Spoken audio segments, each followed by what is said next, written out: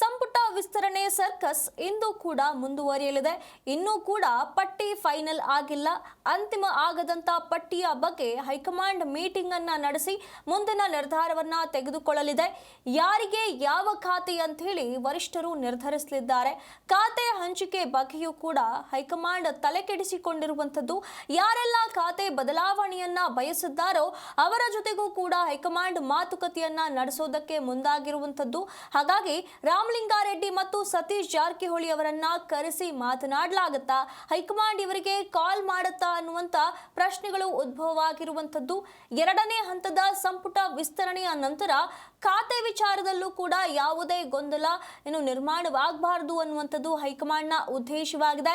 ನೂತನ ಸಚಿವರು ಹಾಗೂ ಅವರ ಖಾತೆಯ ಕುರಿತು ಹೈಕಮಾಂಡ್ ಮಟ್ಟದಲ್ಲೇ ನಿರ್ಧಾರವಾಗಿದೆ ಎನ್ನುವಂತಹ ಸಂದೇಶವನ್ನ ರವಾನೆ ಮಾಡಲಾಗಿದೆ.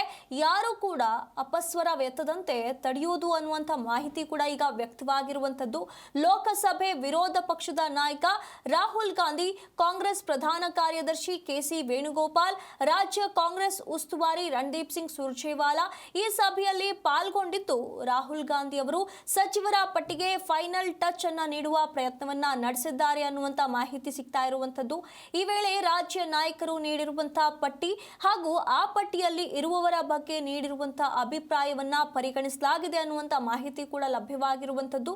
ಜೊತೆಗೆ ತಮ್ಮದೇ ಮೂಲಗಳಿಂದ ಪಡೆದಿರುವಂತಹ ವರದಿಯನ್ನ ಈ ಅಭಿಪ್ರಾಯದೊಂದಿಗೆ ತಾಳೆ ಮಾಡಲಾಗ್ತಾ ಇದೆ.